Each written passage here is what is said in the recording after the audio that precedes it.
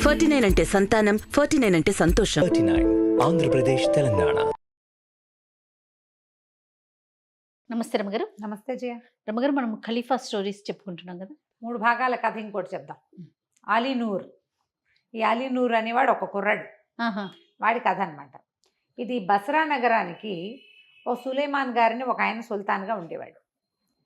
ఈ బస్రా అంటే ఇప్పుడు చిన్న చిన్న నగరాలు కదా అవన్నీ. దీనికి బాగ్దాద్ నగరానికి వీళ్ళంతా సామంతులు అనమాట. అప్పుడు హారూన్ అల్ రషీద్ ఖలీఫాగా ఉన్న రోజుల్లో జరిగిన కథ అనమాట. ఈ బస్రా నగరంలో ఉన్న సులేమాన్ సుల్తాన్ గారికి ఫదల్ అని ఒక ముఖ్యమంత్రి, వాసి అని రెండో మంత్రి, 2 మంత్రులు ఉండేవాళ్ళు.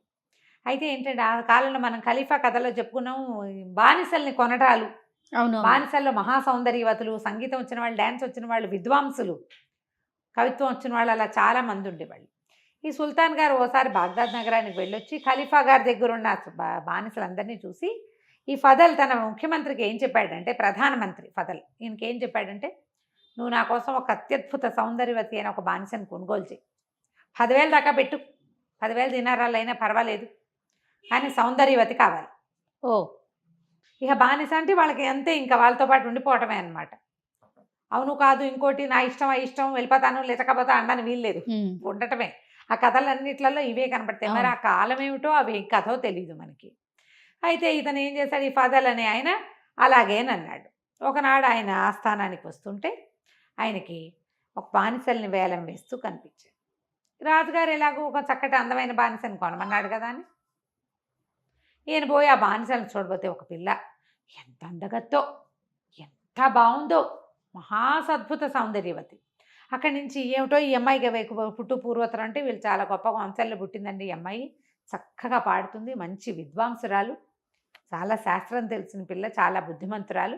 అయితే ఈయన ఈ దీంట్లో బోళ్ళంతమంది బానిసలను చూశాడు, 1000 మందినైనా చూపించాడు. రాజుగారికి నచ్చల, ఇంకా సౌందర్యవతి, ఇంకా సౌందర్యవతి అన్నారు.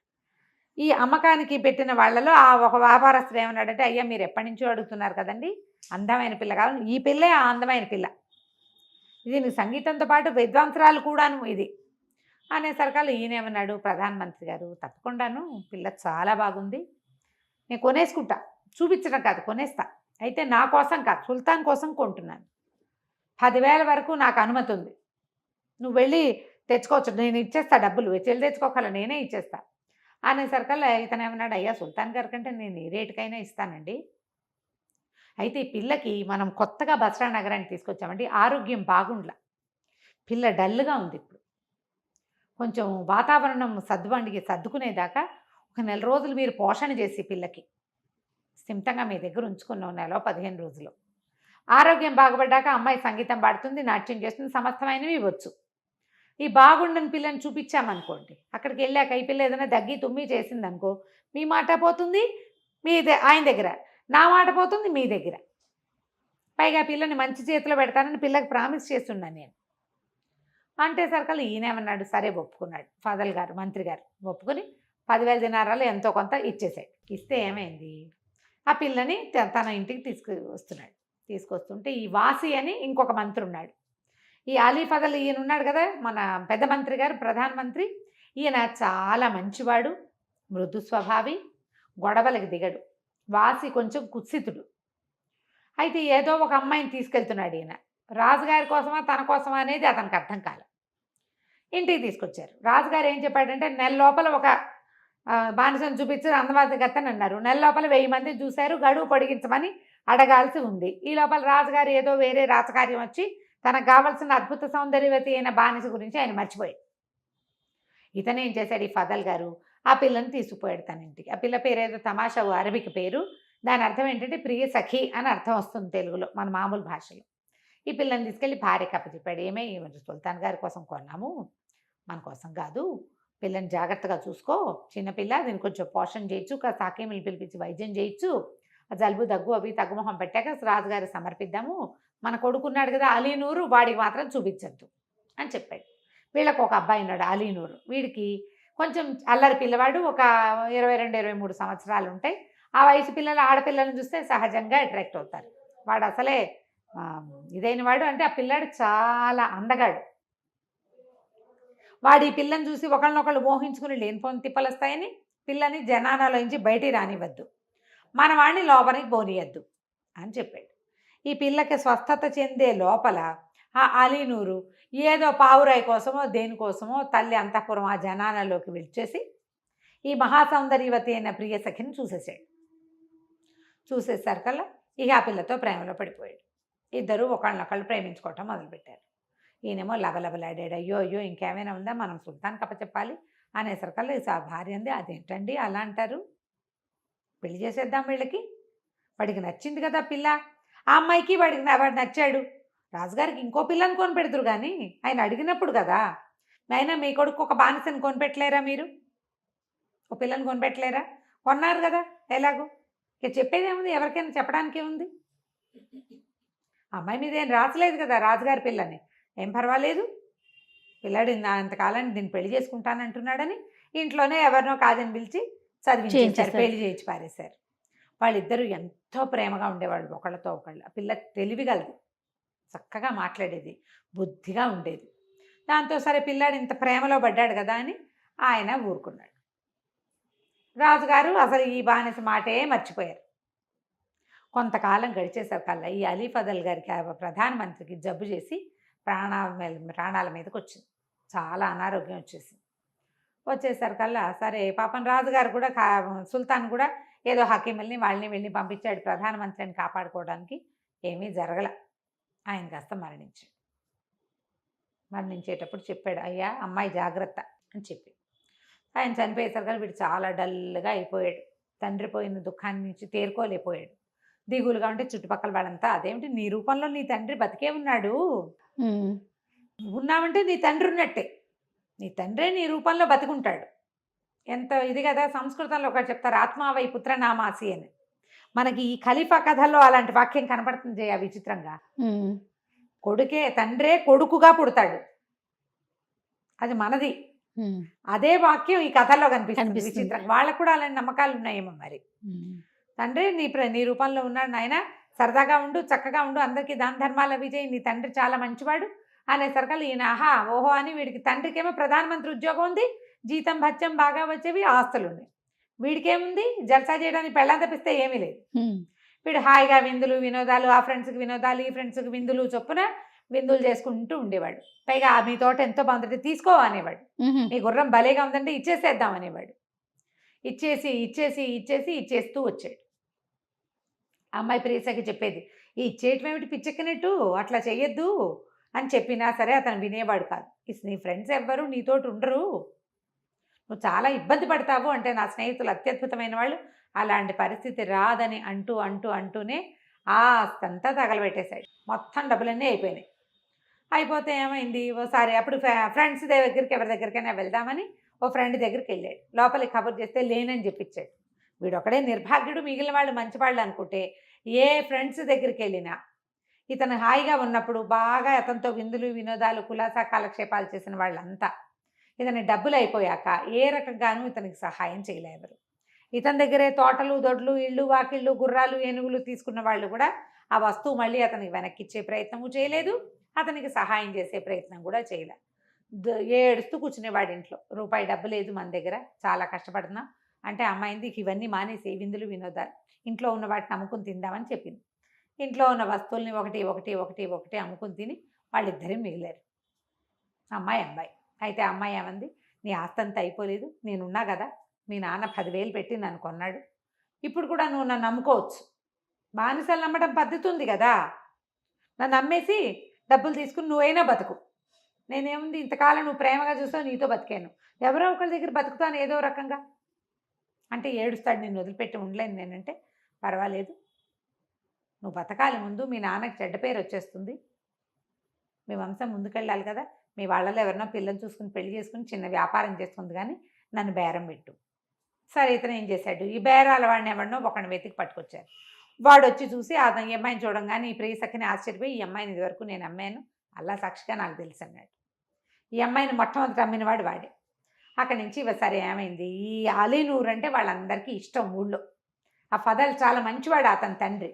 సరే ఒక బజార్ ఏదో ఉంది, ఈ అమ్మే ఆ బజార్, అక్కడ నుంచోబెట్టారు, అందరినీ పిలుస్తుంటే ఏమైంది, ఆ దారే పోతున్నటువంటి ఈ వాసి అని ఒక రెండో మంత్రి ఉన్నాడు కదా, ముఖ్యమంత్రి.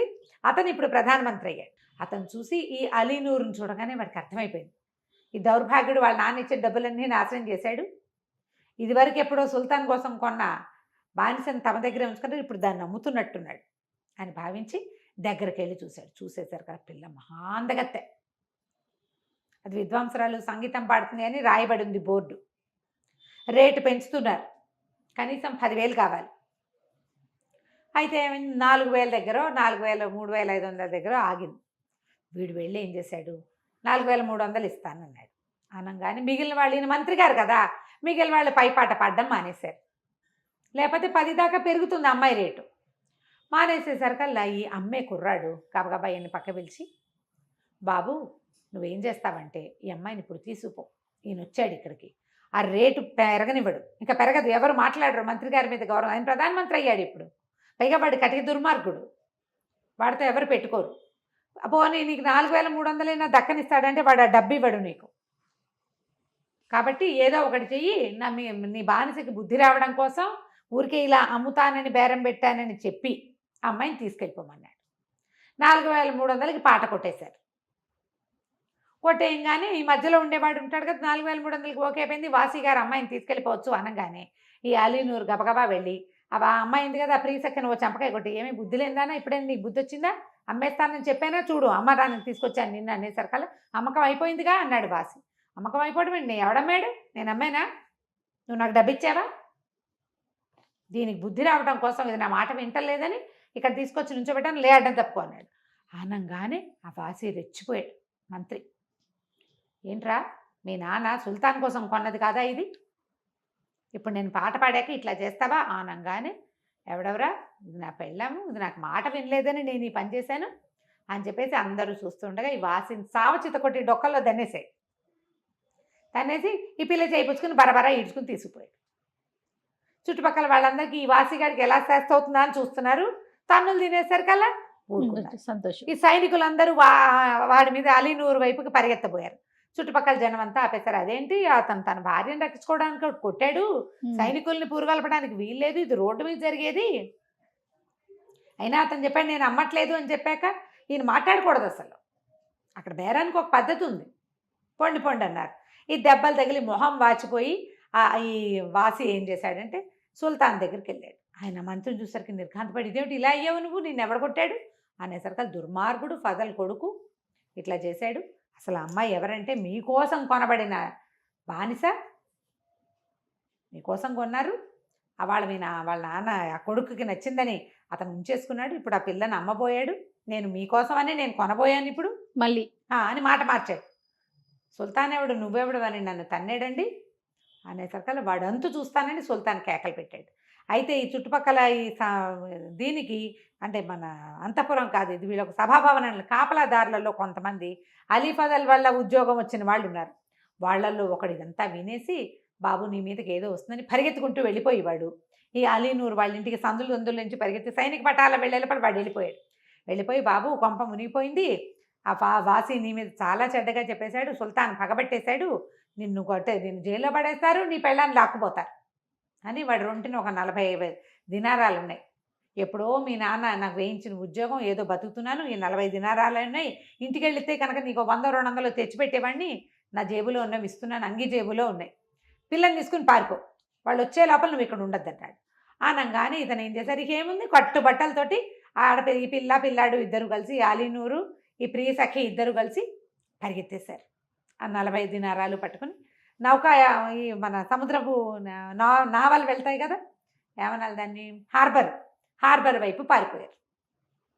సుల్తాన్ ఏమన్నాడు, ఆ పిల్లని ఈడ్చుకురండి, అలీనూరు గారిని అరెస్ట్ చేయండి, వీరికి మందేయించండి అనగానే ఈ వాసి ఏం చేశారు, శతాయువుగా రాజుగారిని ఇది చేసి దీవించి, మీలాంటి ధర్మప్రభువులు ఉండటం వల్లే దేశం ఇంత సుభిక్షంగా ఉంది, నేనే దగ్గరుండి వాడి సంగతి చూస్తానని ఓ సైనిక పటాలను తీసుకుని అలీనూరు వాళ్ళ ఇంటికి పోయారు. ఏది అక్కడ ఎవరున్నారు, ఇల్లు కూడా దేవుడిలాగా ఉంది, అక్కడ ఏమీ లేవు. అక్కడి నుంచి సైనికులు వాళ్ళు వీళ్ళు అంతా పడి ఆ ఇల్లంతా సామాన్లన్నీ విరకొట్టి, ఎవరినైనా సెర్చ్ కోసం వెళ్ళినప్పుడు ఎలా చేస్తారు, దుంపనాశనం చేసేశారు, ఇల్లంతా భూస్థాపితం చేసేసారు. ఆ అమ్మాయి మాత్రం దొరకల. వీళ్ళు వెళ్ళిపోయి హార్బర్లోకి వెళ్ళేసరికల్లా ఒక పడవ ఏదో వెళ్తుంది నౌక, అది ఎక్కడికి వెళ్తుంది, బాగ్దాద్ నగరానికి వెళ్తున్న నౌక అని కేకలు పెడుతుంటే 4 టికెట్లు ఉన్నాయి, రండి రండి అనగానే వీళ్ళిద్దరు తమ దగ్గర డబ్బులు ఉన్నాయి కదా, 10 దినారాలు ఇస్తే వెళ్ళిపోతాం, చెరుకో 10, 40 ఉన్నాయి, పరిగెత్తేశారు, పడవెక్కేశారు. పడవ బాగ్దాద్ నగరానికి చేరిపోయింది. సో భార్యాభర్తలు ఇద్దరు పడవెక్కేసి బాగ్దాద్ నగరానికి వెళ్ళిపోయారు. పారిపోయారు. నౌక నౌక నౌక చిన్న పడవ కాదు, పెద్దదే. అదే అక్కడి నుంచి దిగేశారు. బాగ్దాద్ వచ్చింది, దిగేయండి అన్నారు. దిగేస్తే దానికి ఆ నగరానికి 2-3 రకాల దారులు ఉన్నాయి. నా పడవలో ఏదో తిన్నారు, తర్వాత మెల్లిగా బయటకు వచ్చి నడవడం మొదలుపెట్టారు. నగరానికి దారి తీసేది ఒకటైతే అవుట్స్కట్స్కి దారి తీసేది ఒకటి. రెండో దారి పట్టారు వీళ్ళు తెలియక కులాసాగా నడుచుకుంటూ పోతారు. తినేసారు తిండి, ఓ 30 ఎంతో లేకపోతే 20 దినారాలో వాళ్ళ దగ్గర ఉన్నాయి. ఓ 2-3 రోజులు గడుస్తుంది. ఈ లోపల ఏదైనా పనో పాటో ఇంకోటో చూసుకోవాలి, ఏదో ఒకటి. నడవగా నడవగా నడవగా ఒక బ్రహ్మాండమైన ఉద్యానవనానికి చేరారు. అది ఎంత బాగుందంటే మహాద్భుతమైన ఉద్యానవనం. ఈ ఉద్యానవనం పేరు ఆనందోద్యానం, దాని పేరు. దాంట్లో ఒక చిత్రమండపం ఒకటి ఉంది లోపల. ఇదేంటంటే దానికి అన్ని గవాక్షాలుగా ఉంటాయి, అన్ని కిటికీలుగా ఉండే పెద్ద మండపం. రాజుగారు ఎప్పుడైనా కులాసాగా ఉన్నప్పుడు అక్కడికి వస్తాడు. ఆ దీపాలన్నీ వెలిగిస్తే ఊరంతా కనపడుతుంది. అది రాజుగారి కోటలో నుంచి చూస్తే ఈ చిత్రమండపంలో ఉన్న లైట్లు అక్కడికి కనపడతాయి. అబ్బా, అంతదనమాట. ఎత్తు మీద ఉంది, కొన్ని మెట్లెక్కి ఎక్కాలి. చుట్టూతంతా తోట, ఎన్ని లతాని కుంజాలో, ఎంత బాగుందో, ఎంత అందంగా ఉందో. అక్కడ ఏంటంటే సంగీత సభలు జరుగుతాయి. రాజుగారి దగ్గర ఇషాక్ అని ఒక అద్భుతమైన సంగీత గాయకుడు ఉన్నాడు. ఆ ఇషాక్ సంగీత కచేరీలు అక్కడ జరుగుతాయి, ప్రజలు కూడా వచ్చి వింటారు. రాజు కులాసా మూడ్లో ఉన్నప్పుడు అక్కడికి వస్తాడు. దానికోసం రెగ్యులర్ మెయింటెనెన్స్, మన రాష్ట్రపతి ఉద్యాన భవనాల్లాగా ఉంటాయి కదా, అవి ఏం చేస్తారు, ఎప్పటికప్పుడు ప్రతిరోజు దాన్ని క్లీన్ చేస్తూ ఉంటారు. సడన్గా ఆయన ఎప్పుడో ఒక రోజు వస్తాడు. సంవత్సరంలో ఒక 4 సార్లు 6 సార్లు ఇదో, లేకపోతే ఎవరివైనా ధనవంతులైన వాళ్ళు రాజుగారిని మెప్పించి ఖలీఫాని అవసరం అనుకుంటే తమ ఇంట్లో ఫంక్షన్ల కోసం తీసుకుంటే కూడా ఆ చిత్రమండపంలో ఆనందోద్యానంలో ఫంక్షన్లు చేసుకోవడం చాలా గొప్ప స్టేటస్ సింబల్ అనమాట. ఓకే, రాజుగారి ఫేవరెట్ది, ఓన్ది. వీళ్ళకి వెళ్తే అసలు అదంతా అట్లా చూస్తూ సంతోషంగా బల్లలు ఏవో ఉన్నాయి, ఆ బల్లల మీద పడుకొని నిద్రపోయారు.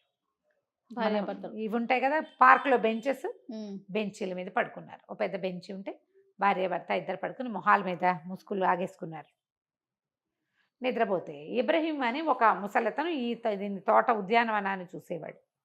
పని వాళ్ళతో బాగు చేయించేస్తూ ఉంటాడు, వారం క్లీన్ అవుతూ ఉంటుంది. అతను అక్కడక్కడే తిరుగుతాడు. దీనికి గిగ్రీ నది నుంచి నీళ్ళు వచ్చేందుకు కూడా లోపలికి నీళ్ళు వస్తూ ఉంటాయి.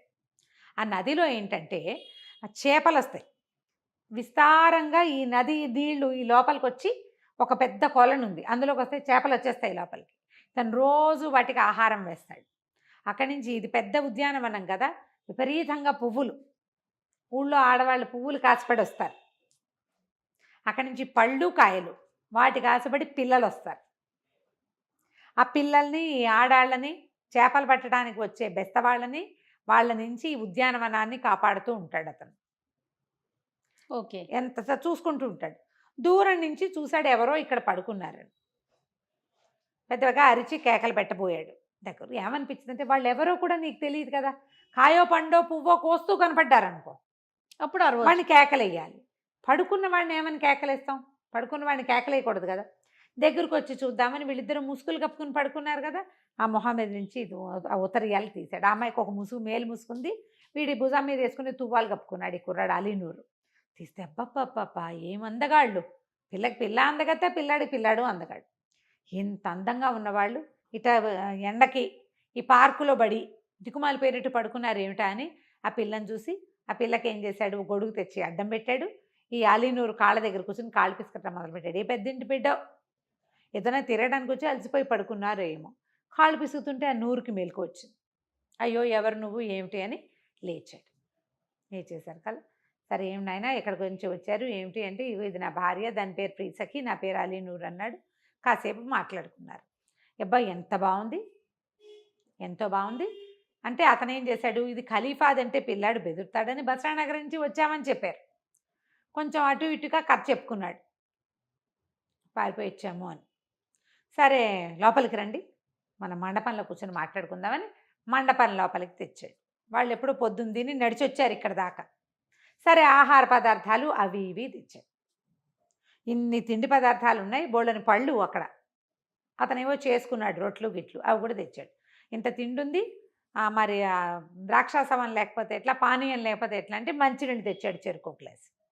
తెచ్చేసరికల్ నువ్వు మంచినీళ్ళు తెచ్చావేమిటి, ద్రాక్షాసవం కోసం అడిగానంటే నేను మక్కాకి వెళ్ళాను, ద్రాక్షాసవాలు అవి తాగడం మానేశాను అన్నాడు. అని సరేలే నువ్వు అడిగావు కదా నీకోసం తెస్తా. ఆ కుర్రాడి సౌందర్యము వాడి ముచ్చటైన మాట తీరికి ముచ్చటపడి ఈ ఇబ్రహీం ఏం చేశాడు, ద్రాక్షాసవం రాజుగారు వచ్చినప్పుడు సర్వ్ చేయడానికి ఉంచుతారు కదా, ఒక కూజా పట్టుకొచ్చాడు. సరే వీళ్ళిద్దరూ గ్లాసుల్లో పోసుకున్నారు, అమ్మాయి అబ్బాయి తింటున్నారు. వాళ్ళతో కూర్చుని మాటలకి ఇతను కూడా కాస్త పుచ్చుకోవటం మొదలుపెట్టేశాడు. పెద్దవాడు ముసలివాడు అతను. ఒక మైమర్పులో చూసుకుని తెలిసి కాదు, ఒకళ్ళ గ్లాస్ ఒకళ్ళు మారిపోయి తాగేసేసరికల్లా సరే ఈ అమ్మాయి అంది, ఎంత బాగుందో బిల్డింగ్ పద అంతా చూసొద్దాం. అన్నీ చూశారు. ఇదంతా ఈ ముసలాయిందే అని చెప్తున్నాడు, ఖలీఫాద్ అని చెప్పట్ల, పిల్లలు బెదురుతారులే అని. ఎంతో బాగుంది ఎంతో బాగుందని దీపం వెలిగిద్దాం, ఇంత చక్కటి బిల్డింగ్లో దీపాలు లేకుండా చీకట్లో కూర్చున్నామేమిటి మనం అని దీపం వెలిగించనా అంది పిల్ల. అనేసరికల్లా ఏమైంది, సరే ఇతను భయం వేసింది ఆ ఇబ్రహీంకి, దీపాలు వెలిగిస్తే కనపడుతుంది, ఒక్క దీపం వెలిగించమ్మా అన్నాడు. ఆ హాల్ మధ్యలో పెద్ద గుచ్చం, అది షాండ్లేర్ వెలిగించింది. మెరిసిపోతుంది అన్ని పక్కల, మొత్తం అప్పుడు కిటికీలు కనపడుతున్నాయి క్లియర్గా, అన్ని కిటికీల్లో ఒక్కొక్క గుచ్చం ఉంది. ఈ పెళ్ళి ఏం చేసింది, ఈ సఖి ఆ కాగడపుచ్చుకొని టక మొత్తం వెలిగించేసింది. ఓహో, దేదీప్యమానంగా వెలిగిపోతుంది బిల్డింగ్ అంతాను. తిండి తాగుడులో ఉన్నారుగా, పాటలు పాడుకోవటం మొదలుపెట్టారు వీళ్ళు. ఆయన ఒక పాట పాడాడు, అమ్మాయి ఒక పాట పాడింది. అలీని అంటాడు మా ఆవిడ ఎంతో బాగా పాడుతుందని చక్కగా కూర్చొని విందు చేసుకుంటూ ఆ కులాసాగా బిల్డింగ్లో కాలక్షేపం చేస్తున్నారు. అక్కడ ఏమైంది, ఆ ఖలీఫా ఆయన ఏదో ఆహారం అరుగుదలకు రాలేదని పచారులు చేస్తున్నాడు. చీకటి పడిపోయింది, చీకటి పడ్డాకే కదా మధ్యాహ్నం తిన్నది అరగలేదు, ఇప్పుడు తినటానికి కాసేపు వాకింగ్ చేస్తానని సౌధోపర్ భాగంలోకి ఎక్కాడు బిల్డింగ్ పైకి. చూసేసరికి తెల్లబాడు, ఏమిటి లైట్లు వెలుగుతున్నాయి, నేను ఇక్కడ ఉంటే అక్కడ లైట్లు ఎలా వెలుగుతాయి. అక్కడి నుంచి జఫర్ ఆయన దగ్గర ఉంటాడు, ఆయనతో పాటు ఒక అంగరక్షకుడు లాంటి వాడు. ఆ జఫర్ని కేకేశాడు, ఏం జఫర్ ఎందుకు లైట్లు వెలుగుతున్నాయి, ఏం జరుగుతుంది అక్కడంటే, ఈయన తొట్టుపడ్డాడమ్మో ఏదో జరిగిపోతుంది, ఈయన ఉగ్రుడైపోతాడు, అందుకని గతుక్కుమనిపోయి అదే ప్రభు మరి ఇబ్రహీం వాళ్ళ మనవడిది ఫంక్షన్ ఏదో ఉంది, వాడు అడిగాడు చేసుకుంటానని, నేను మీకు సరేనన్నాను కానీ మీకు చెప్పడం మర్చిపోయా, వాడు ఫంక్షన్ వాడు చేసుకుంటున్నట్టున్నాడు, చుట్టాపక్కలు ఉండుంటారు, అందుకని దీపాలు పెట్టుకున్నాడు, నేను కనుక్కుంటానులేండి అన్నాడు. అనగానే ఈయనకేమనిపించింది, అన్నం తింటలేదు కదా, అన్నం తినదలుచుకోలే. ఏమన్నాడు, పద అక్కడ దాకా బండి గుర్రాల మీద పోయేద్దాం, నువ్వు బుద్ధి లేదు నీకు అని జఫర్ని తిట్టడం మొదలెట్టాడు. వాడు ఫంక్షన్ చేసుకుంటూ మనకు ఎందుకు చెప్తాడు, మనం ఏదో మంచి బహుమతి ఇస్తాం మన దగ్గర నుంచి అని, నువ్వు నన్ను అడగటము మర్చిపోయావు, నాకు చెప్పటము మర్చిపోయావు, వాడికి లభించాల్సిన బహుమతి లభించద్దు. జఫర్ పాపం ఇబ్రహీం చాలా మంచివాడు, వాడు మక్కాకి వెళ్ళి వచ్చాడు, వాడు ఎప్పుడు ధర్మపాలనాలతోటి వాటితోటి కాలక్షేపం చేస్తాడు, బుద్ధిమంతుడు, ఎంత శ్రద్ధగా ప్రతి మొక్కని సొంత పిల్లని కాపాడినట్టు కాపాడతాడు. వాడు ఫంక్షన్కి వెళ్ళి చేసుకుంటుంటే మనం చూసి రావద్దా కనీసం, పద బయలుదేరదామన్నాడు. వీళ్ళిద్దరూ కాకుండా ఇంకా సుల్తానో సులేమానో అని ఇంకొక సైనికాధికారిని కూడా పిలిచారు. ముగ్గురు కలిసి మళ్ళీ ఈ వేషాలతో వెళ్ళకూడదు, ఖలీఫా వేషాలతో వెళ్ళకూడదు, కాస్త మారు వేషాలు ఏవో ధరించి వెళ్ళేసరికల్ తీరా అక్కడికి వెళ్ళేసరికల్ అక్కడ ఫంక్షనా పాడా, వీళ్ళు ముగ్గురు తాగి మాట్లాడుకుంటుంటే ఆశ్చర్యం వేసింది, భలే జరుగుతుంది. ఈయన ఏం చేశాడు, ఒక చెట్టు ఎక్కి పైనుంచి చూసేసరికల్లా ఆ పిల్ల పాడుతోంది, ఎంత శ్రామ్యమైన గొంతు అనుకున్నాడు. దిగి ఏంట్రా జఫర్ నువ్వు ఏదో ఫంక్షన్ అన్నావు, ఎక్కి చూడు ఏం జరుగుతుంది. జఫర్ ఎక్కాడు, ఎక్కితే ఏముంది కనిపిస్తుంది, ముగ్గురే ఉన్నారు అక్కడ, మొత్తం బిల్డింగ్ అంతా దేదీప్యమానంగా లైట్లు. సరే ఏం జరుగుతుందో చూద్దాం, అసలు ఇక్కడ ఏం జరుగుతుంది. ఇబ్రహీం ఎవ్వరికి చోటు పెట్టేవాడు కాదు, ఇలాంటి పని ఎందుకు జరిగిందో తెలుసుకోవాలి. ఇంతలో ఏమైంది, ఏదో సందడి వినపడుతుంది, ఈయన పాట వింటున్నాడు. ఆ పిల్ల ఎంత చక్కగా పాడుతుంది, ఇంత కమ్మని కంఠం. ఈ కుర్రాడెవరు, పిల్ల కూడా మహా అందంగా ఉంది, ఈ కుర్రాడెవరు ఏమిటి అని చూస్తున్నారు. శబ్దం వినపడేసరికల్లా ఏమైంది, తీరా చూస్తే నది నుంచి ఇక్కడికి లోపలికి నీళ్ళు వస్తాయి కదా, ఆ నది నుంచి నీళ్లు కాలవ లోపలికి వచ్చి లోపల ఉన్న కొలంలో ప్లెంటీగా ఉంటాయి, ఫుల్గా చేపలు ఉంటాయి. ఆ చేపలు పట్టడానికి ఒక జాలరి వాడు ఇబ్రహీం ఫ్రెండ్ ఒకడు రహస్యంగా లోపలికి వచ్చాడు. ఇబ్రహీం తోటి కనుక మాట్లాడితే అతనికి ఏదో 5 ఇవ్వాలి, 5 నిశ్శబ్దంగా చేపలు పట్టుకోవడానికి వచ్చాడు వాడు. వచ్చేసరికల్లా ఈ రాజుగారు దిగి ఎదుర్కొంటాడు. ఖలీఫా దిగి వాడిని ఎరా అని పట్టుకున్నాడు. వాడు కాళ్ళు వణికిపోయినాయి. ప్రభు క్షమించండి, డబ్బులు అవసరమైనాయి, 10 చేపలైనా పట్టుకుందాం అనుకున్నాను అనేసరికల్లా ఎరా దొంగ వదవా ఇట్లాంటి పని చేస్తావా అని, విప్పు నీ బట్టలు ఇప్పు నాకు కావాలని వాడి బట్టలు ఇప్పించి, బెస్తవాళ్ళకు ఒక ప్రత్యేకమైన వస్త్రధారణ ఉంటుంది, వాడిని వచ్చిన గావంతో అక్కడ నుంచోబెట్టి ఆ బెస్త బట్టలు తను కట్టుకుని ఓ 3 చేపలు పుచ్చుకుని తలుపు కొట్టాడు. తలుపు కొట్టేసరికి ఇబ్రహీం ఎవరో తలుపు కొట్టారని చూసుకుని ఆ వెలుగులో రాత్రి ఆన్లో ఉన్నాడు కదా, ఈ బెస్తవాడి బట్టల్లో ఉండి చేపల వాసన వస్తున్న ఖలీఫాను చూసి ఎరా రషీద్ వచ్చావా అని అడిగేసరికల్లా వచ్చానంటే ఈ అమ్మాయి నవ్వుతూ బాగుతే వచ్చిన వాడి వచ్చావు కదా, ఆ చేపలు 4 కాల్చి తీసుకురా ఎంచక్క బాగుంటుందని. ఈ ఖలీఫా గారు తనే స్వయంగా వెళ్ళి ఆ ఇబ్రహీం వంట చేసుకునే గదిలో కూర్చుని పొయ్యి వెలిగించి ఓ పెనం పెట్టి ఆ చేపల్ని కత్తిరించి వాటిని వేయించి ఆ వేపుడు ముక్కలు పుచ్చుకొని లోపలికి వెళ్తే ఇది అలీనూర్ అన్నాడు, అబ్బా ఎంత బాగా చేసావు, సమయానికి ఏదో ఒకటి ఆహారం, పళ్ళును ద్రాక్షరసం అంతా పొట్టెని నిండుతుంది, కాసేపట్లో పోతుంది, మంచి కడుపు నిండా ఆహారం తెచ్చావు, ఇదిగో అని 3 కాసులు చేతిలో పెట్టాడు. 3 కాసులు చేతిలో పెడితే ఇతను అన్నాడు, ఈ రషీద్ వేషంలో ఉన్న ఖలీఫా, వద్దు నాకు డబ్బులు వద్దు, ఈ అమ్మని పాట పాడమనండి దగ్గర నుంచి వింటాను, మొహం చూస్తూ పాట వింటాను అన్నాడు. అంటే అంతకంటేనా నువ్వు చక్కగా ఆహారం తెచ్చిపెట్టావని ఆ పిల్ల పాట పాడడం మొదలెట్టింది. రషీద్ గారు రూపంలో ఉన్న ఖలీఫా గారు ఆనందంగా విన్నారు. సంగీతం విన్నాక నాకు ఎంత బాగుందమ్మా పాట, ఎంతో బాగా పాడేవన్నాడు.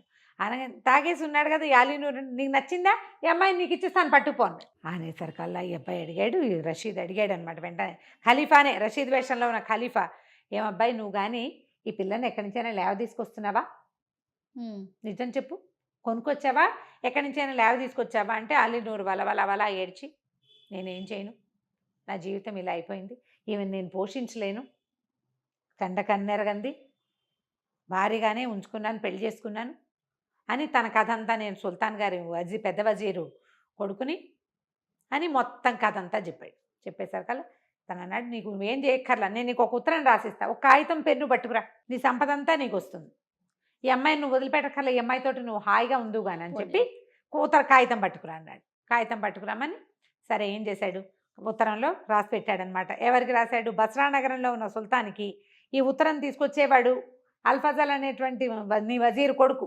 ప్రధానమంత్రి కొడుకు అలీనూర్ అనేవాడు, నువ్వు సుల్తాన్గా దిగిపో, వీడిని సుల్తాన్ చెయ్యి అని రాసేసి తన సంతకం పెట్టి ముద్ర వేసి ఇచ్చేసాడు. అది చూడంగానే ఈయనకి తెలిసిపోయింది, ఈ ఇబ్రహీంకి అర్థమైపోయింది, ఖలీఫాని కాళ్ళు వణుకుతూ కాళ్ళు పట్టుకున్నాడు, నన్ను క్షమించండి అని, పర్వాలేదు ఈ పిల్ల చాలా చక్కగా ఉంది, చక్కటిగా పాట పాడింది, వీళ్ళు మంచివాళ్ళు, అరే కుర్రాడా నువ్వు వెళ్ళిపో, బస్రా నగరానికి మళ్ళీ వెళ్ళు అని చెప్పి జఫర్ ఉన్నాడుగా తన పక్కన, వీడికో 100 నాణాలు ఇవ్వమని వాడికో 100 దినారాలు ఇప్పించి, నువ్వు వచ్చేదాకా నీ భార్య మా దగ్గర సేఫ్గా ఉంటుంది, నువ్వు సుల్తాన్ అయ్యాక నీ భార్యని నీ దగ్గరికి పంపిస్తామన్నారు. ఓహో, అమ్మాయి పద నువ్వు మాతోటి రాని ఖలీఫా ఈ అమ్మాయిని వెంట పెట్టుకుని జనానాకి తీసుకెళ్ళిపోయాడు.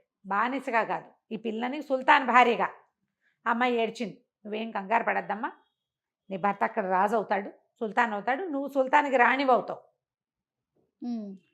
నువ్వు వాడిని నిన్ను అమ్మాయి తలుచుకోకుండా వాడిని నీతో ఉంచుకోవటం, నువ్వు నన్ను అమ్మేసైనా నువ్వు బతకమని నువ్వు చెప్పడం, మీ ఇద్దరి మధ్య ఉన్న ప్రేమ నాకు చాలా నచ్చింది, ఇది ఉండాలి మనుషుల మధ్య, డబ్బు వస్తుంది పోతుంది, ప్రేమలు కదా శాశ్వతం, నాకు చాలా నచ్చింది, అప్పుడప్పుడు పాట పాడి నన్ను సంతోషపెట్టు, పద నిన్ను కూతురులాగా చూసుకుంటానని తీసుకుపోయాడు. మనవాడేమో ఇక్కడికి బయలుదేరాడు. అలీనూర్ రాజుకి లెటర్ తీసుకొని వెళ్ళాడు. కొద్ది రోజులు ప్రయాణం చేసి పడవెక్కి వెళ్ళాడు, బస్రా నగరానికి వెళ్ళాడు. నగరంలో అందరూ ఇతను చూసి అలీనూర్ వచ్చేసాడు అని చెప్పుకున్నారు. సుల్తాన్ దగ్గరికి వెళ్ళేసరికి సరే ఏదో ఉత్తరం తెచ్చాడని ఆయన మరి ఎక్కడి నుంచో వచ్చాడు, ఉత్తరం తెరిచి చూసి ఖలీఫా ఆజ్ఞ ఏదైనా సరే ఆయన ఏదంటే అదే చేస్తాను నేను అని ఓపెన్ చేసి వీడిని రాజుని చేయండి అన్నాడు. మరి ఉత్తరంలో అదేగా ఉంది. సుల్తాన్ ఖలీఫా ఏం రాశాడు, ఈ తెచ్చిన వాడు ఫలానా వాడి కొడుకు అలీనూర్, వీడిని రాజుని చేయి, వీడిని సుల్తాన్ని చేయి, నువ్వు దిపో అని ఉంది. ఖలీఫా చెప్పడం అల్లా చెప్పినట్టే దిగేస్తానన్నాడు. అనగానే ఆ వాసి అన్నవాడు ఏమిటి ఆ కాగితం ఏంటి ఇవ్వండి అని, ప్రధానమర్చుడు కదా ప్రైమ్ మినిస్టర్ తీసుకున్నాడు, తీసుకుని అలా చూసి పర్రమని చింపేశాడు. ఆ ఖలీఫా ముద్ర వేసిన చోట చింపేశాడు. అయ్యో అయ్యో అదేమిట్రా నాయన అలా చేసావంటే, ఏంటండి లేకపోతే ఖలీఫా కనుక నీకు ఆజ్ఞిస్తే ఏం చేసేవాడు? ఆయన హస్తాలతో స్వదస్తూరి ఎందుకుంటుంది? లేఖకుడితో రాయిస్తాడు, లేఖకుడు ముద్ర ఉంటుంది. అధికారులు ఎవరైతే దీన్ని మనకు పంపారో వాళ్ళ ముద్ర ఉండాలి. ఖలీఫా స్వదస్తూరితో రాసేది కుదరదు అసలు మనకి. ఈ దస్తూరి ఖలీఫాదని నమ్మకం ఏంటి? మీకే నమ్మకం, నాకే నమ్మకం. మనం ఏనాడు చూసాం? వీడే ఎక్కడి నుంచో పుట్టించాడు, ముందు వీడిని అరెస్ట్ చేయించాడు. ఒక 5 నిమిషాలు సంభాషణ వచ్చేసరికల్లా ఈయనకేమనిపించింది? నిజమే అయ్యి ఉంటుంది. ఎందుకంటే వారం నాడు 15 రోజుల నాడు వీడి మీదకి వారెంట్ పుట్టించాం మనం. వీడు ఆ పిల్లనేవతనో తీసుకుని లేచక్కపోయాడు. ఇల్లు భస్మీపట్లం చేసినా మాట్లాడలా. ఇప్పుడు ఖలీఫా ఉత్తరం తెచ్చి సుల్తాన్ అయిపోదాం అనుకుంటున్నాడు. అంటే వీడు మంచివాడు కాదనమాట. పైగా వీళ్ళ నాన్న నా కోసం కొన్న బానిసని పెళ్లి చేసుకున్నాడు. అంటే వీడు రాజద్రోహి. వీడిని అరెస్ట్ చేయండి అని మళ్ళీ మొదటికి వచ్చింది కథ. అరెస్ట్ చేయండి అనేసరికల్లా సరే అరెస్ట్ చేసేశారు. అయితే ఈ కారాగారానికి పంపించినప్పుడు రాశారు కాగితం, వీడిని ప్రతిరోజు చిత్రవధ చేయాలి, చిత్రహింసలు పాలు చేయాలి అని. ఆ కారాగారానికి అధికారి ఈ ఒకసారి ఎప్పుడో అల్ఫజల్ వల్ల మేలు పొందినవాడు. అలాగే ఉంటారు కదా. అతను ఏం చేశాడు, లోపల తీసుకెళ్ళి శుభ్రంగా తనే గట్టు అది తుడిచి మంచి మెత్తటి పక్క ఒకటి వేసి, బాబు ఇక్కడ కూర్చో, ఇక్కడ పడుకో, నాకు కుదిరినంత మేలు చేస్తాను నీకు, మీ నాన్న నాకు ఉద్యోగం ఇప్పించాడు, భగవంతుడు మేలు చేసి నీకేదో కుదురుతుంది, అప్పటిదాకా మేము వాళ్ళని మేనేజ్ చేసుకున్నాం, నేను చూడడానికి ఎవడు రాడు, అందాక ఉండునైనా అని రోజు శుభ్రమైన ఆహారము అది పెట్టి వాడు పాడైపోకుండా వాడిని కాపాడుకుంటూ 20 రోజులు వెళ్ళదీశాడు. రోజు వీడికి వాళ్ళు 50 దెబ్బలు కొట్టాము, 30 ముట్టకాయలు కొట్టాము, 2 గుద్దులు గుద్దాము అని ఒక కాగితం రాసి పంపేవాళ్ళు రోజు. ఓ 20 రోజులు గడిచినాయి. 25 రోజులు మామూలుగా లెక్క ప్రకారం ఏంటి, 5 డేసో 6 డేసో ప్రయాణం దీంట్లో పడవలో వెళ్ళాడు. నేను సుల్తాన్ అయిపోయాను అని కాగితం పంపాలి కదా, పంపలా, ఏమీ రాలా. నెల అయిపోతుంది, నెల దాకా దగ్గర వచ్చేసింది. ఓ రోజు ఖలీఫా గారికి సంగతి మర్చిపోయాడు. ఆయన ఏమనుకున్నాడు, ఆ పిల్లని తెచ్చి ఇక్కడ పెట్టాం, అదేదో కులాసాగా వెళ్తూ తిని హాయిగా ఆడాళ్ళతో 400 మంది ఉంటారు, 300-400 మంది, వాళ్ళతో పాటు జల్లేసుకుంటూ ముగ్గులు పెట్టుకుంటూ గోరిటాకు పెట్టుకుంటూ ఉంటుంది. వాడిని పంపించా, వాడు సుల్తాన్ అయిపోతాడు. ఆయనకి ధ్యాస లేదు, ఆయన గోల్లో ఆయన ఉన్నాడు. ఓ రోజు ఏమైంది, ఆయన జనాలలోకి వెళ్తుంటేమో అని ఏడుపు వినపడుతుంది. ఆయన ఎవరో ఏడుస్తున్నారు, ఎవర్రా ఏడుస్తున్నారు, ఏమిట్రా నాయన అంటే మధ్యలో పాట కూడా వినపడుతుంది, ఏడుపు పాట. అది ఎవరు ఏడుస్తున్నారు ఏంటంటే ఆ అమ్మాయింది కదా, ఆ ప్రియ సఖి, ఆ పిల్లని ప్రవేశపెట్టారు.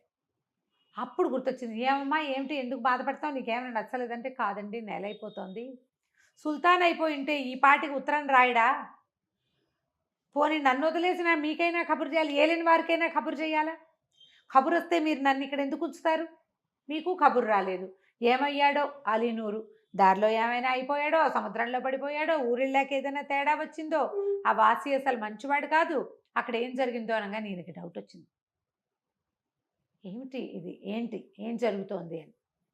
సరే ముందు ఉత్తరం ఇచ్చి ఒక మనిషిని పంపిద్దాం అనుకున్నారు. సుల్తాన్కి ఉత్తరం వచ్చింది, అలీనూర్ అనేవాడిని రాజుని చేయమని పంపించాము, ఏం జరిగింది అని. ఈ ఉత్తరం పంపించాక ఖలీఫాకి ఏమనిపించింది, ఉత్తరం వస్తే వచ్చింది, ఉత్తరం వెళ్తే వెళ్ళింది, జఫర్ నువ్వు వెళ్ళిపోవు అని చెప్పేసి తన దగ్గర సైన్యాధిపతిలాగా ఉంటాడు కదా ఒకటే అంగరక్షకుడు, సైన్యాన్ని తీసుకుని వెళ్ళు, ఏదైనా జరిగిందో అలీనూర్కి సుల్తాన్కి శిరచ్ఛేదం చేసే. ఈ అమ్మాయికి మాట ఇచ్చాం, సొంత పిల్లలా చూసుకున్నాను, ఇప్పుడు వాడు మన అల్లుడు, ఓహో బాగుంది, వాడు రాజు అవ్వాల్సిందే. 3 ముక్కలు చేప ముక్కలు పెట్టినందుకు తన దగ్గరున్న 10,000 రూపాయల బానిసని భిక్షగా ఇస్తానన్నాడు. అలాంటి వాడు అంత ధర్మాత్ముడు ఎక్కడ దొరుకుతాడు? అమ్మాయిని వదిలిపెట్టకుండా తను వెంట ఉంచుకున్నాడు. వాడిది బంగారు కొండ, వాడు బతికుండాల్సిందే, వెళ్ళిపోను అన్నాడు. ఓ పెద్ద గుంపును వేసుకుని ఈయన వెళ్ళాడు. ఈ కాగితం వచ్చేసరికల్లా ఈ వాసికి ఏమనిపించింది, ఏదో జరుగుతుంది, ఈ ఉత్తరం నిజమే అయ్యి ఉంటుంది, వాళ్ళు వచ్చే లోపల వీడిని చంపేసేయాలి. ఇప్పుడు కనుక బయటపడింది అనుకో తన ప్రాణం పోతుంది, అయ్యో తెలియక చేశామనేస్తే సరిపోతుంది. ఒకళ్ళని మించి ఒకళ్ళు ఉన్నారు. ఒకవేళ ఉత్తరం వచ్చి వాళ్ళు కూడా వచ్చేసారు అనుకో, ఉత్తరానికి సమాధానం చెబితే వీడు కావాలని చేశాడు అని గనక అలీనూర్ చెప్పాడో, ఖలీఫా సుల్తాన్తో పాటు తన్ని కూడా చేస్తాడు చిత్రవధ. తెలియక చేశామంటే సరిపోతుంది, వాడు బతుకుంటే కుదరదు ఆ మాట అంటానికి. అంతేగా, వాడు పగ సాధించడానికి చేశానని చెప్పినా అయిపోతుంది తన పని. అందుకని ఏం చేశాడు, మనం ఏదైనా చేసేసేయాలి, వాడిని ఇన్ని రోజులు బతికించి ఉంచకూడదు, అలాంటి దుర్మార్గుడిని, ప్రజల్లో ఇలాంటి ఉద్దేశాలు కలుగుతాయి, ముందు వాడికి ఇదే రాసేసేయండి అని చెప్పేసి చావుకు ఫర్మానా రాయించారు. ఊళ్ళో అందరికీ తెలిసిపోయింది అలీనూర్ని చంపేయబోతున్నారు అని, మధ్యస్థానానికి తీసుకుపోతున్నారు. ఆ కాగితం వచ్చేసరికల్లా ఇతన్ని తీసుకుని బయలుదేరారు. అందరూ ఏడవటం మొదలుపెట్టారు. జనాలు ఏడుస్తున్నారు, తీసుకొచ్చి అయ్యో అల్ఫజల్ ఎంత మంచివాడు, ఈ పిల్లాడు ఎంత మంచివాడు, ఎంత అందగాడు, వీడిని చంపేస్తారా అని. సరే, మధ్యస్థానానికి ఎదురుగుండా ఒక రాజభవనం ఉంది. సుల్తాన్ అక్కడికి వచ్చి ఆయన తలకాయ ఊపితే చంపేయటమే, తీసుకెళ్ళి అక్కడ నుంచో పెడతారు. లాస్ట్ మినిట్లో ఆయన టీట అన్నాడు అనుకో, ఊరుకుంటారు. అందుకని సుల్తాన్ గారి సూచనల కోసం ఆపుకున్నారనమాట. వీడిని మధ్యస్థానానికి ఎక్కించారు. ఈ వాసి మాత్రం వేసేయండి వేసేయండి అంటున్నాడు, కానీ సుల్తాన్ చెప్పేదాకా చేయకూడదు కదా. ఈ సుల్తాన్ వచ్చి సభాభవనం పైన నుంచున్నాడు, కానీ ఆయన మధ్యస్థానం వైపు చుట్ల రెండో వైపు చూస్తున్నాడు. ఏమిటో జనాలంతా అటు చూడడం మొదలెట్టారు. దూరంగా ఒక పెద్ద సమూహం వస్తుంది. బోళ్ళని గుర్రాలు, మనుషులు, రథం లాంటివేవో వస్తున్నాయి. అంటే మనకి ఖలీఫా నుంచి ఏదో ఆజ్ఞ వస్తుంది. ఇప్పుడు మధ్యలో ఈ చావు మేళం ఎందుకు, ఆగండి అదేంటో చూద్దామన్నారు. వాసికి భయం వేసింది, అమ్మో ఏదో కంపనిపోతుంది. సుల్తాన్ గారు సౌత పైభాగం నుంచి కిందకి దిగి వెళ్ళాడు. జఫర్కి ఎదురొచ్చాడు. ఏం జరుగుతోంది ఇక్కడ అని అడిగాడు జఫర్. అడిగేసరికల్లా ఈ ఊళ్ళో ఒక దుర్మార్గుడు ఉన్నాడు, వాడు నా కోసం అని కొనుగోలు చేయబడిన బానిసని పెళ్లి చేసుకున్నాడు, తనే రాజవ్వాలని ఒక కాగితం రాసుకొచ్చాడు, వాడిని ఉరిదీపోతున్నామన్నాడు. అనేసరికల్లా నేను గట్టిగా అరిచాడు జఫర్, ఒకవేళ అలీనూర్కి కత్తి ఘాటు పడిన వాడిని చిత్రవధ చేస్తాను నేనండి. అరిచేసరికి సుల్తాన్ కంగారు పడ్డాడు. అదేంటి ప్రభు, మీకు ఎలా తెలుసు అన్నాడు. ఎలా తెలియటం ఏంటి, కాగితం రాసి ఇచ్చి పంపించింది మేము. ఖలీఫా ఎవ్వరి కోసం కాగితం ముట్టుకోడు, సంతకం పెడతాడంతే. ఆయనే ఉత్తరం రాశాడు. నువ్వు సుల్తాన్వి, ఖలీఫా దస్తూరిని నువ్వు గుర్తుపట్టవా? ఓ ప్రత్యేకమైన దస్తూరి కదా, పైగా ఆయన రాజముద్ర వేశారు, హాతేరి అని గట్టిగట్టిగా అరిచాడు. జఫర్ అనగానే సుల్తాన్ కోల్బడిపోయాడు. ఏలిన వారు క్షమించాలి, నా పొరపాటు అయిపోయింది. వాసి అనే ఒక ప్రధాన మత్స్యుడు నన్ను మిస్లీడ్ చేసేశాడు, వాడికి ఏవో పాత పగలున్నాయి అని కేకలు పెట్టాడు. అలీనూర్ని ఏం చేశారంటే వాడి ఒంటి మీద ఒక్క దెబ్బున్నా నీ సంగతి చెప్తానన్నాడు ఈయన. రోజు కాగితం ఏమొస్తుంది వీడికి, 50 కొరడా దెబ్బలు, 40 మొట్టికాయలు, 30 గుద్దులు, ఇలాంటివి. భయం వేసింది దీనికి, వాడి ఒంటి మీద ఏమైనా దెబ్బలుంటే చచ్చానే నేనని. తీరా వాడిని తీసుకొస్తే వాడు బాగానే నీడ పట్టుడా, 4 రోజుల నుంచి పోషింపబడుతున్నాడు, దిగులుగా ఉన్నాడు, దెబ్బలు లేవు. అంతా పరీక్షను చూసి ఇప్పుడు సుల్తాన్ని చెయ్యాలి అని ఈయన కారాగారం వాడి వైపు చూశాడు. వీళ్ళ నాన్న నాకు సహాయం చేశాడు, నేను వాడిని కొట్టలేదండి, గట్టిగా కాగితం రాశాను. అక్కడి నుంచి తీసుకుపోయి ఆయన సుల్తాన్ చేశారు. వాసిని తెచ్చి నుంచోబెట్టారు. నుంచోబెట్టేసరికి జఫర్ అని అడిగాడు అనమాట, సుల్తాన్ అలీనూర్ నువ్వేం చెప్తే అది చేస్తావేండి, నువ్వే ఇక్కడికి ప్రభువువి, ఈ ఊరికి బస్రాకి రాజువి, నువ్వు ఏం చేయమంటే అది చేస్తానంటే అతను అన్నాడు, వాసి అలీనూర్ నువ్వేమో మీ అల్ఫజల్ లాంటి గొప్ప తండ్రికి కొడుకువి, నేనేదో సామాన్యుణ్ణి, పగ తీర్చుకోవటం నా ఉద్దేశం, అందుకే అలా చేశాను, అంతే తప్ప ఇంకేమీ లేదు. ఎలాగైనా మీ నాన్నకి పేరు తెచ్చేవాడివే నువ్వు, నాకు పేరు తెచ్చేవాడివిగా ఉండవు అనేసరికి ఇతనికి వాళ్ళ నాన్న యొక్క వివేకం వాడిలో మేల్కొందనమాట. కోపం వచ్చింది వీడి వల్ల, 4 రోజులు తను జైల్లో పడ్డానని. వీడి వల్లే తను పారిపోవాల్సి వచ్చింది బస్రా నుంచి. కానీ పారిపోవటం వల్లే తనకి ఖలీఫా పరిచయం అయ్యాడు, పారిపోవటం వల్లే తన ఈ ప్లేస్కి సుల్తాన్ అవుతున్నాడు. ఇది ఆలోచించుకుని ఈ వాసిని వదిలిపెట్టేయండి, ఇతని ఉద్యోగం తీసేస్తాను, ఇతను ఇంకా మంత్రిగా నేను ఉంచుకోను, నాకు మంత్రిగా ఎవరినైనా చూసుకుని నేను పెట్టుకుంటాను. పాత సుల్తాన్ గారిని అక్కడి నుంచి తీసేస్తారు, వేరే ఊరికి గవర్నర్లు అనమాట, ఇంకెక్కడో ఊరికి వేస్తారు. ఆయన గౌరవంగా ఆయన బిల్డింగ్లో ఆయన ఉండనిస్తారు, వీడికి ఇంకో కొత్త బిల్డింగ్ కడతారు. అక్కడి నుంచి నేను ఖలీఫాని కలవాలనుకుంటున్నానని అడిగాడు. అప్పుడు సరే ఇక్కడ అంతా అధికారులు అందరూ పాత అధికారులంతా వాళ్ళే ఉన్నారుగా, అధికారులంతా మీరు ఇక్కడ చూసుకోండి, సుల్తాన్ కొద్ది రోజులు బాగ్దాద్ నగరానికి వస్తాడని జఫర్ తన తాలూకు గుంపు సమూహం మొత్తాన్ని వేసుకుని బయలుదేరి ఈ కొత్తగా సుల్తాన్ అయిన అలీనూర్ని కూడా బాగ్దాద్కి తీసుకెళ్ళాక వీళ్ళిద్దరూ అక్కడ కలుసుకున్నారు. అప్పుడు ఆయన ఇంకొకసారి అందరి సమక్షంలో ఇతని సుల్తాన్ గాను అమ్మాయిని ప్రియ సఖి అనే పేరున్న అమ్మాయిని ఇతనికి రాణిగాను సుల్తాన్ భార్యగాను ప్రకటించి, వీరిద్దరూ నా కూతురు అల్లుడు అని భావిస్తున్నానని ప్రకటించి సకల రాజమర్యాదలతోటి మళ్ళీ వెనక్కి పంపించాడు. వీళ్ళిద్దరూ ఎన్నాళ్ళలో బస్రా నగరానికి రాజు రాణిగా ఉండి ఖలీఫాకి కావలసిన ముత్యాలు, గంధము అవన్నీ ఇక్కడి నుంచే ఆయనకి పంపిస్తూ మేలి ముత్యాలు దొరుకుతాయి అన్నమాట. బసరా ముత్యాలు ఇప్పటికీ ఫేమస్సే. ఆ ముత్యాలని వాటిని పంపిస్తూ ఎంతో సంతోషంగా కాలం గడిపారు. కథ కంచికి మనం ఇంటికి. నమస్తే రమగారు. నమస్తే చేయండి.